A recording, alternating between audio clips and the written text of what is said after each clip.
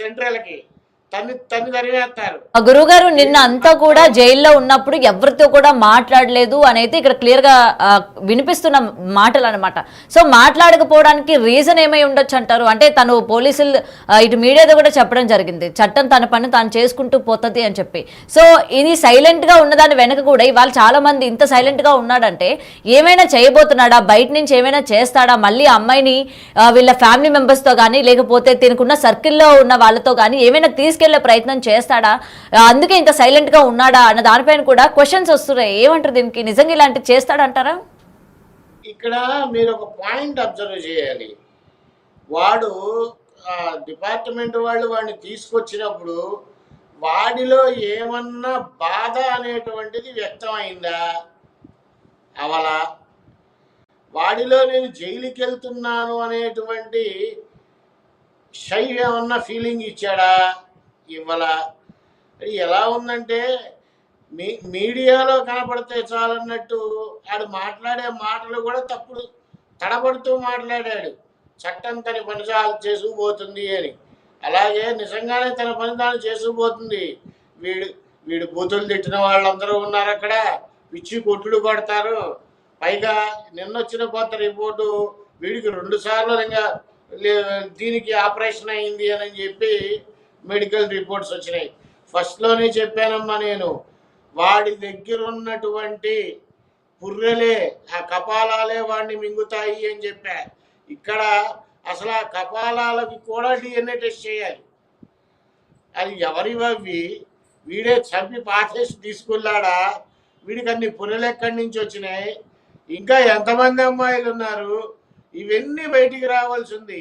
వీడు సైలెంట్గా ఉన్నాడు, వీడు ఏదన్నా చేస్తాడా?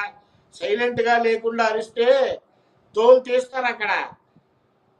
వాడికి కాస్త భయం అంటే ఏంటో తెలిసిందేమో అని అనిపిస్తోంది. అంతకు మించి ఏమీ లేదు. వీడు బయట నుంచి ఏమీ చేయలేడు. అండ్ ఇంకొకటి ఏంటంటే వర్షిణిని తీసుకెళ్ళి వాడి పక్కన కూర్చోబెట్టరు. ఇది ఏమన్నా హనీమూన్ అనుకుంటున్నాడా? పిచ్చగదవా? లేదు పార్క్ అనుకుంటున్నాడా? మాట్లాడితే నా భార్య అంటాడు వీడు. అదేమో ఈయన ఈమె బావ, ఆమెకేవో క్లారిటీ లేదు. ఆవిడే మెంటల్లో కొట్టుకుంటోంది. ఆవిడ పరిస్థితి నిజంగా చెప్పాలి అని అంటే తల్లిదండ్రులకి కనీసం 41 రోజుల పాటు దూరంగానే ఉంచాలి ఆ పిల్లని. లేకపోతే ఆ పిల్ల బాగుపడదు. చదువుకునే పిల్ల, వృద్ధిలోకి రావాల్సిన పిల్ల. వీడు చస్తాడా బతుకుతాడా మనకు అనవసరం. కుక్కని కొట్టినట్టు కొట్టాలి వీడిని. వీడు బయటకు వచ్చేటప్పుడు కూడా శ్రీనివాస్ అనే నామంతోనే రావాలి. ఆ హెయిరు గీరు మొత్తం పీకి పడేయాలి, రుద్రాక్షలు తీసేయాలి. వాడి డ్రెస్ ఎలాగూ చేంజ్ అవుతుంది.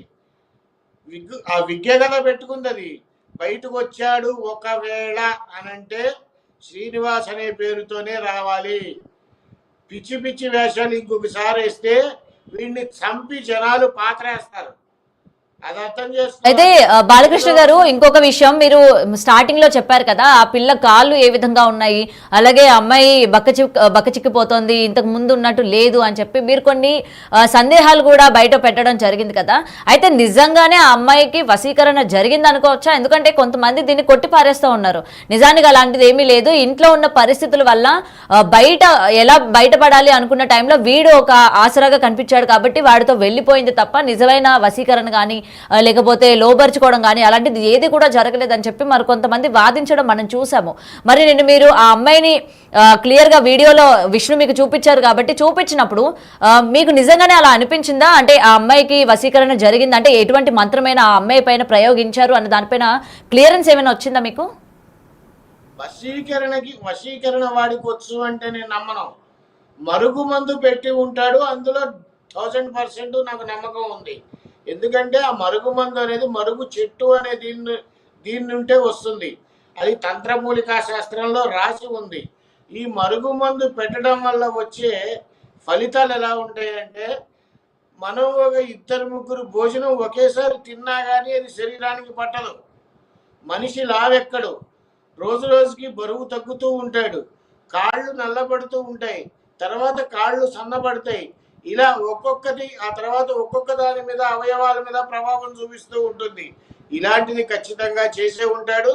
ఇంకా దానివల్ల ఉపయోగం ఏంటంటే వాడు పెట్టడం వల్ల వాడు ఆ అమ్మాయి ఎవరు చెప్పినా విందో, తల్లిదండ్రులు చెప్పినా విందో, రిహాబిటేషన్ వాళ్ళు చెప్పినా విందో, పోలీసులు కౌన్సిలింగ్ ఇచ్చినా విందో, 100 మంది సైక్రియాట్రిస్టులు కూర్చుని ఈ కౌన్సిలింగ్ ఇచ్చినా విందో, ఎవరైతే వాడికి పెట్టారో వాళ్ళు కుటుంబం మీదే ఆ అమ్మాయి వ్యామోహం ఉంటూ ఉంటుంది. ఇంకా నిజం చెప్పాలంటే నేను మా ఇంటికి వెళ్ళను, మా అత్తగారింటికి వెళ్తాను అని కూడా అంటుంది. నేను ఈ విషయం నిన్న పొద్దునే విష్ణు గారితో చెప్తే అవునండి అంటోంది అన్నాడు. అది అవునా కాదా నాకు తెలీదు. అలా ఉంటుంది ప్రభావం. సో అది ఆ అమ్మాయిని ఇంకా అక్కడే ఉంచటం బెటరు. ఇంకా చెప్పాలంటే తల్లిదండ్రుల్ని కూడా అనుమతించకూడదు కొద్ది రోజుల పాటు. అనుమతించకుండా తనంతట తాను రియలైజ్ అయ్యింది అన్నా కూడా నేను నమ్మను. నటించడం కూడా నటించవచ్చు. నాకు తగ్గిపోయింది, ఎందుకంటే అదే గతంలోనే అలాగే చేసింది కదా, తను పేరెంట్స్ ని నమ్మించి నేను ఇంకా మారిపోయాను అని చెప్పి వెళ్ళి మళ్ళీ జంప్ అయిపోవడం. అదే మళ్ళీ అదే సిచ్యువేషన్ క్రియేట్ చేస్తుందేమో అని నాకు అనుమానం. దయచేసి ఆ అమ్మాయి చెప్పే మాటలు ఎవ్వరూ నమ్మద్దు. ఆ అమ్మాయిని అలాగే రిహాబిటేషన్ సెంటర్లో ఉంచండి. ఒక నెల రోజులైనా పర్వాలేదు. ఇంకా ముఖ్యమైన విషయం, ఆ తల్లిదండ్రులు అసలు కలవనివ్వద్దండి. మారిపోయాను నేను అని చెప్పి మళ్ళీ వెనక్కి వచ్చినా మళ్ళీ వెంటనే వెళ్ళి పారిపోయే అవకాశాలు ఉన్నాయి. 1కి 10 సార్లు ఆలోచించి, అంటే మనం చెప్పేంతటి వాళ్ళం కాదు, అక్కడ ఉండేటువంటి డాక్టర్స్, రిహాబిటేషన్ సెంటర్ అధికారులు వాళ్ళంతా చూస్తారు కాబట్టి కేర్ తీసుకుంటారని అనుకుంటాము. కానీ వీడిని మాత్రం అసలు వీడికి బెయిల్ రాకూడదు. వీడు ఎంత కఠినంగా శిక్షించాలంటే వీడిని అసలు నాకైతే ఒక పెద్ద బాండిలో. గురుగారు ఇక్కడ మీరు వీడికి అసలు బెయిలే రాకూడదు, ఎవరు కూడా తిన వైపు వాదించకూడదు అని చెప్తున్నప్పటికీ వర్షిణి మాటల్లో అంటే వాళ్ళ పేరెంట్స్ కి చెప్పిందంట. అలాగే శ్రీనివాస్ కూడా చాలా గట్టిగా చెప్పాడు వర్షిణికి, ఏమని 10 రోజుల్లో నేను వచ్చేస్తాను చిన్ను, నువ్వు కంగారు పడుకో అని చెప్పడం ఆ అమ్మాయి వాళ్ళ పేరెంట్స్ తో చెప్పిందంట. అంత ధైర్యం ఏంటి అసలు ఇక్కడ 10 రోజుల్లో నేను వచ్చేస్తానని చెప్పడానికి గల కారణం ఏమై ఉండొచ్చు? ఎట్లా వస్తాడమ్మా 10 రోజుల్లో? వాడు ఏదో చెప్తాడు, ఈ అమ్మాయికి మాయ మాటలు చెప్తాడు.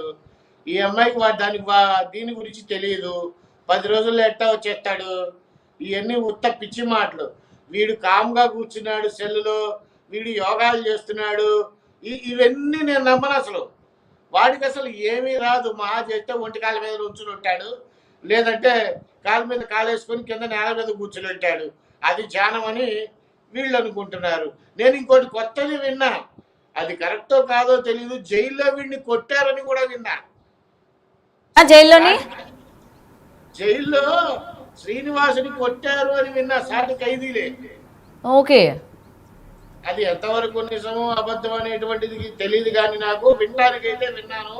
బట్ అది నిజమా కాదా అనేటువంటిది తెలీదు. అసలు వీడిని పూర్తిగా వీడి దగ్గర ఉన్నటువంటి 6-7 ఫోన్లు ఉన్నాయి వీడికి. ఆ ఫోన్లన్నీ తీసుకొని ఎంక్వైరీ చేయాలి. ఆ తర్వాత వీళ్ళ తమ్ముడో అన్నో బెట్టింగ్స్ దీని మీద ఉన్నాడు, డబ్బులు వస్తాయి అని చెప్పి విష్ణు గారు నాకు చెప్పారు ఒకసారి. అసలు ఆ తమ్ముడిని కూడా తీసుకొచ్చి ఎంక్వైరీ చేయాలి.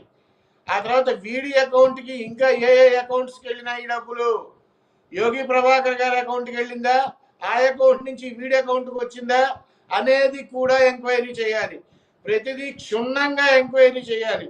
చేసి వీడి దగ్గర ఏముంది, వీడు చేసే బిజినెస్ ఏంటి, ఇవన్నీ కూడా కొద్ది రోజుల తర్వాత నాకు తెలిసినంత వరకు డిపార్ట్మెంట్ వాళ్ళు ప్రెస్ ఇది పెడతారు, అప్పుడు బయటకు వస్తాయి. అప్పటిదాకా వీడిని శ్రీనివాసే, బయటికి ఒకవేళ వచ్చినా శ్రీనివాసే. ఇక వీడికి ఏ డ్రెస్ ఉండకూడదో ఆ డ్రెస్ కనుక వేస్తే చిత